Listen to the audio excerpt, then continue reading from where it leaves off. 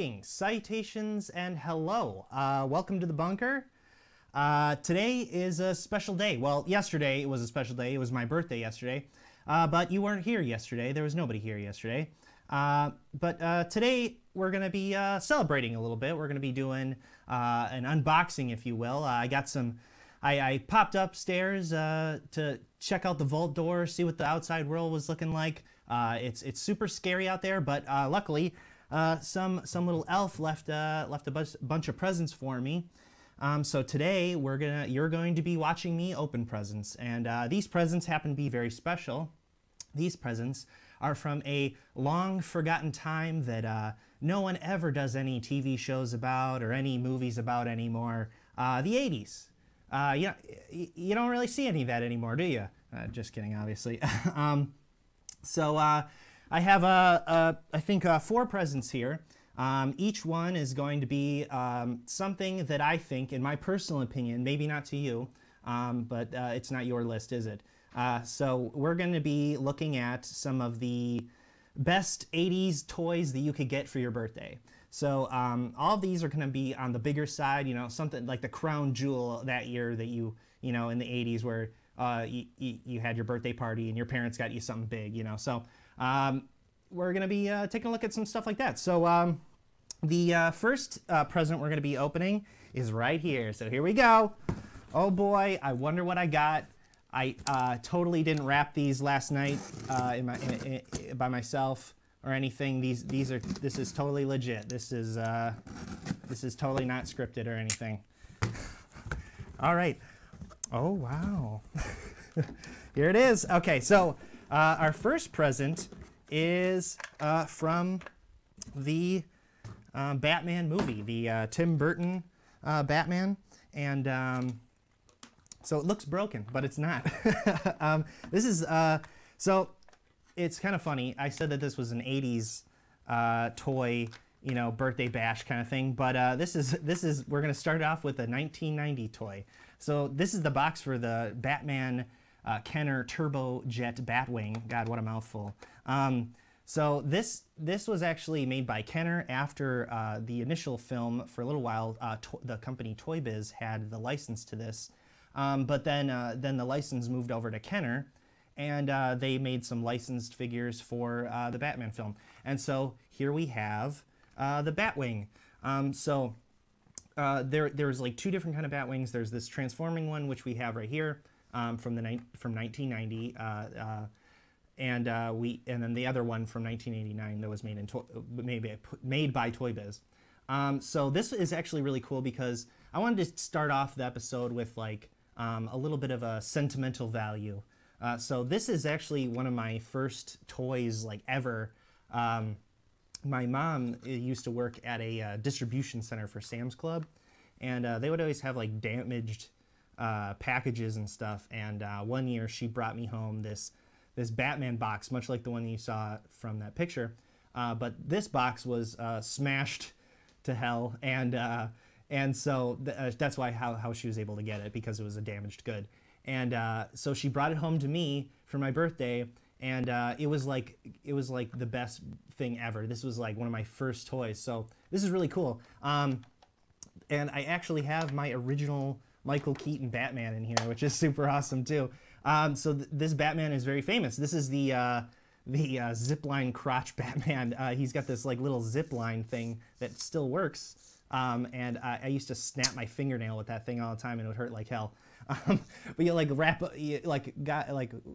then you just zipline him up there. So that's awesome. I thought that was a really cool little thing here. Let's go over a little bit of features of this thing. Batman got his cape caught in the door again.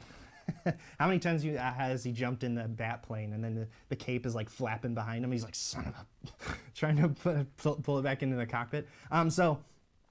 You can actually take the wings off of this, obviously, because I put it in the box and I took it apart. But it'll like transform into like this like the world's jankiest Batmobile. So you pull these off, and then these wheels are spring loaded to flip. And then he can just drive this weird ass three-wheeler down the streets in case he has to go for a crash landing or something. But the other cool thing is that you can take these bat wings and you can actually put them together, and then then for some reason you can clip the Batman right here, and it's gonna be forever for me trying to do it. Here we go. Just half-ass do it there. Okay. So then you put him in there, and he's got his little gliding thing. So this was awesome when I was a kid. A little impractical now when you really think about it. Could you imagine if this was in the Michael Keaton Batman? I mean, Joel Schumacher maybe, but not the Tim Burton one. But yeah, so yeah, this was the first present. This is like a little sentimental kind of sort of thing, because this is like honestly one of the best birthday presents I think I ever got. So yeah, a little near and dear before we get into some of the other awesome 80s toys that were out there, and maybe some of you got for your birthday. All right, so moving on. Let's see what we got next. Present number 2, and this is a big one. Look how big this is. And it's definitely not from QVC, I can guarantee you that. So here we go. I'm gonna open it up, and then we're gonna see exactly what I got, because I totally don't know. All right. Oh, it's blue. It's furry. He looks like a new friend. Oh, it's My Pet Monster. How cool is that? All right. My Pet Monster. Why should I do the talking when we have a commercial that could do it all for me? So we have a little commercial that we're going to do right now. My Pet Monster. Bigger than big. Yeah, so this is a great toy. It's really cool. Awesome stuffed animal. It was like kind of a whole spin on like the My Buddy kind of toy that at the time, and gross out toys were kind of getting big. So Amtoy, that might sound familiar to you. Amtoy made the Mad Balls. They're the ones that produced the Mad Balls, and if you remember that from our Mad Ball episode, they're the American Greetings Company. And if you don't remember that, go back and watch the Mad Balls episode. The guy who sculpted this, I believe, sculpted all the face stuff. I think he sculpted all the stuff for the Mad Balls as well. My Pet Monster, kind of a cool little, a buddy pet sort of thing. This was made in 1986. So this was a great year in the 80s, and great year for toys, great year for movies.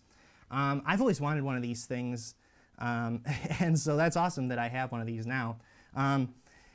He has these like cool little like lock chain things, and I don't have. It doesn't look like this one has the other side to it, but you could like break out of it, and so what's actually crazy about this is that this was a huge hit with kids. This was like a massive hit, and it was like a little flash in the pan, because after that, there spawned like Halloween masks, coloring books, all kinds of marketing for the My Pet Monster. And then just like that, he was gone. He kind of blinked his way into obscurity up until I think it was 2001 when Toymax decided to remake the My Pet Monster. And I think he was actually bigger, and he had like electronics inside of him and stuff, and he said all kinds of like phrases and stuff. But I just don't think that you can beat this original. I mean, look how cool he is. I love his little fingers. He's got it's got like a fake pleather for the hands and feet. Plastic sculpted. They're like a soft kind of. I mean, this would really hurt if you hit your brother or sister in the face with it. Probably break their nose with a nose. But yeah, it has like some really cool doll eyes. But yeah, look at it. This guy is awesome. So now I have a companion for the bunker. How cool is that? Now I have my own Wilson. Maybe I should name this monster Wilson. No, that sounds a little too cliche. We'll name him Bippo. How's Bippo sound? I don't know. But yeah, so now this guy has a huge cult following. Like pins and shirts and all kinds of stuff of the cult following of the My Pet Monster. I think he's overdue for a revamp again. Maybe someone else should take the reins. Maybe American Greetings Company can take another crack at the My Pet Monster. I think he would actually do pretty well. you know, sync them to your iPod or something stupid like that. I don't know if they don't do that. Yeah, so that was present number 2. We're kind of burning through these quickly, but yeah, super awesome. I love this guy. Yay! Oh man, should he hang out with us, or should I just throw him? Let's put him in front of the computer. How about that? There we go. And now he's gonna. Oh, he's on gangster lean. He's been drinking the Robitussin. Okay, here we go. All right, moving along, we have present number 3, and this one is pretty cool. How do I know that? I don't know that. I don't know that it's going to be pretty cool, but you know, whatever. All right, and this is definitely not vitamins. This is not GNC. All right. You can feel the excitement in the air. Oh, wow. Okay, so in the great words of Liam Neeson and the actor that I can't remember from the first Clash of the Titans, release the Kraken. Here he is. A grail of very many people's collections. This is actually a grail, a holy grail item of mine. Here's his tail. And throw the box off screen. So this is the Kraken. This was made by Mattel in 1980. Clash of the Titans, the great film, came out in 1981. As you can see here, that was the whole line pretty much. There was a range of figures. You had like your Perseus and the skeleton dude who ferried you across the river, and then that scary goat horned guy, and even the Pegasus.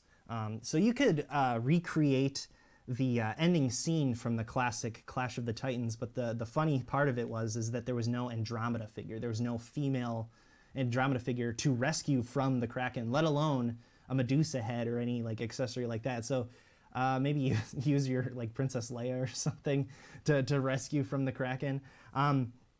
But yeah, this guy's 16 inches tall, and this is a insane piece to have in your collection. Not just like if you're collecting Clash of the Titans figures, but you know, if you collect older vintage, you know, larger action figures, this is a must-have. This thing is awesome. He's got 4 arms, kind of the inspiration for 4 arms that I gave my Safubi, my vinyl toy.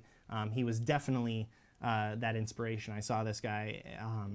You know, I've always wanted this ever since I was a little kid. I saw it at a flea market, and I saw it up there on like the top shelf, you know, and it was way, way, way, way too expensive for my little grubby little hands to get at the time.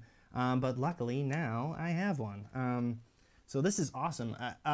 It's obviously modeled after the one, not from the newer one, because that, you know, it wasn't back then.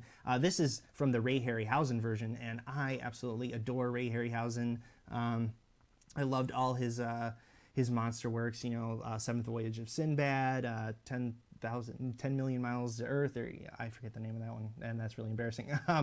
But, you know, Clash of the Titans, he did a lot of the stuff for it. He did the awesome Medusa in there, and he did this bad boy. He also did the skeletons in the Jason and the Argonauts movie. So, yeah, just an awesome toy. I'd imagine if I had this earlier, he would have been like the go-to bathtub toy. But yeah, so the kind of funny thing is that now he's very popular, but at the time he didn't sell that well because the toys came out like a little while before the movie did, and yeah, they actually didn't do too well. So these were only on shelves for like a little bit of time, and then they kind of just faded into obscurity, and now they're like this, you know, hot item to try and get. I'll usually see, you know, 1 or 2 of these at like flea markets every now and then, or like at Comic-Cons or something like that. But I am definitely super happy to have one of these in my collection. Here, I don't know, he's got this like huge tail. There's common problems with these. You know, you'll find some without the arms. He's like a very it kind of feels like a fragile plastic. So like chipping and breaking, especially with like these ball joints in here, that could be a problem. That, you know, so that's definitely something to look out for. And these fins are made of from like this flimsy hollowed plastic, and you can like take them in and out, but over time they could like break. So These are secured in here, so you know they're not going to go anywhere. So yeah, great figure. I think anyone would probably go batshit if they had this for a birthday present in the 80s. Same thing with the My Pet Monster. Like this is all stuff that you'd like. You know, this was like the top ticket item on your birthday list. But what are some of yours? What are some of your hot ticket items that you wanted when you were a kid in the 80s or something like that? Let me know. Was the Kraken on your list at some point in time? Was the My Pet Monster? Was anything else that we're about to look for? So definitely do that. Yeah, really awesome. So we're going to be moving on. And it looks like we're on our last present. Holy crap, we really burned through these. So this one's actually wrapped. Holy crap. Wow. Someone really put some effort in right there at the last minute and didn't want to put it in a box, so they decided to put newspaper all of it. Wow, great effort, person, whoever did that. Yeah, here we go. Let's just rip it open. Oh. How can, wow. So here we have a 1989 Matchbox talking Freddy Krueger doll. So this guy's awesome. Holy crap, look at him. Look how awesome, he's really big too. So this is a weird item. Freddy Krueger, you wouldn't really consider him a child-friendly toy, would you? But yet, in 1989, Matchbox thought it was a great idea. They thought it was an awesome idea. They're like, wow. Yeah. So at the time, let me add a little context. So by this time in the 80s, the Freddy fever, I coined that term last night, was in full swing. You couldn't go anywhere, you know, around Halloween time or around any time, really, without, you know, with your Freddy Kruegers, you know, getting into your life. And they even had this 900 number at the time that you could call and talk to Freddy Krueger. I believe he told you stories. You know, you go into your video stores and there'd be the cardboard cutouts of him. You know, I think he was on like Jerry Springer once before or something like that. Like, or I think that was actually from A New Nightmare that they actually did that. But yeah, totally weird time for Nightmare on Elm Street fans, because he wasn't scary anymore. He was starting to get into this I mean, more so than ever, campy kind of like mascot, you know, kind of territory, you know. Jason and Michael Myers have gotten kind of close to that, but because Freddy talks, because he has such a strong personality, I think he was more susceptible to something like that. So, I think that's really, really funny. And so by this time, the whole Freddy fever was like off the rails. It was completely insane. So Matchbox somehow got the license for Nightmare on Elm Street, and they made this talking doll. So this doll has a few different catchphrases. I have them all listed here. There's "Hi, I'm Freddy." "Let's be friends." He does his wah laugh. He says "Pleasant dreams." "Welcome to Elm Street," and "Watch out, Freddy's back." So I hope they pick up on the mic, but it actually works. I have the pull string right here. Here we go. Let's hope that my little mic picks this up. And I love that you can go slower with the thing, so it actually sounds like super creepy and more demonic.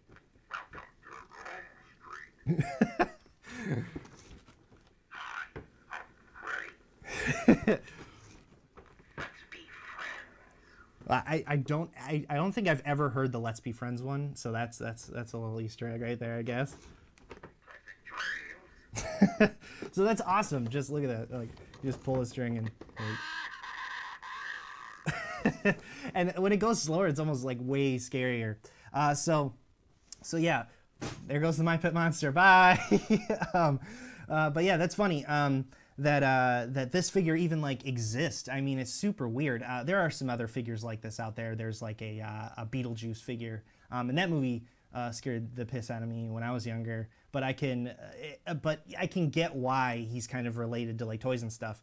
There's been like bootleg toys of Freddy in the past. There's been all kinds of different Freddy Krueger-esque toys throughout history. But this one is probably the weirdest besides like the bootlegs, I would say. And the funny thing is that that the American Family Association had a pretty big problem with this figure. They halted the production. They they threw a big hissy fit about it, and so Matchbox had to like pull these off the shelves. So they were only on shelves for like a little while. So this is actually kind of an easier item to find on eBay if you want one of these cool little these cool figures. Kind of run, like, depending on how nice it is, like the box. This box is pretty damaged, but it's a little endearing. I like it. It has character. So the nicer the box, obviously, the more expensive it's going to be.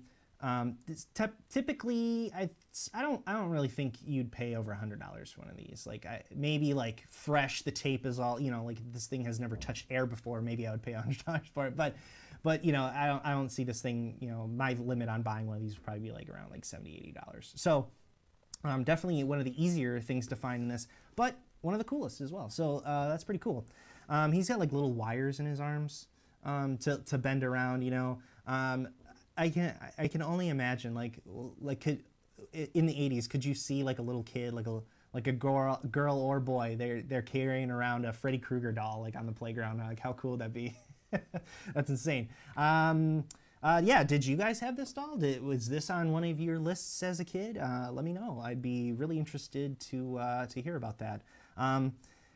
Yeah, so sadly, we come to the end of our little episode here. So now, technically, I guess that makes my birthday's over now. Oh, that sucks. But I hope you all had fun. I hope that I had some cool items on here that you had or at one point in time or still have today in your collection. Make a list of some of the best birthday items you ever got or whatever wanted, and then send them to me. I'd love to hear about that. You can, if you liked this episode, you can follow us and watch the episode live every Thursday at 2 p.m. Central Standard Time. Next week, we're going to be doing horror movie action figures. So I thought that this figure was a good last figure that we could do to kind of roll out the welcoming mat. We're going to be doing a ton of horror figures next week, so that's going to be really cool. You can follow me on Instagram at VideoVomit, all my other neglected social media sites. So yeah, guys, this was a lot of fun. I hope you guys had fun too. Until next time, guys, same bunker time, same bunker place. Sure. Let's be friends, Freddy. Bye.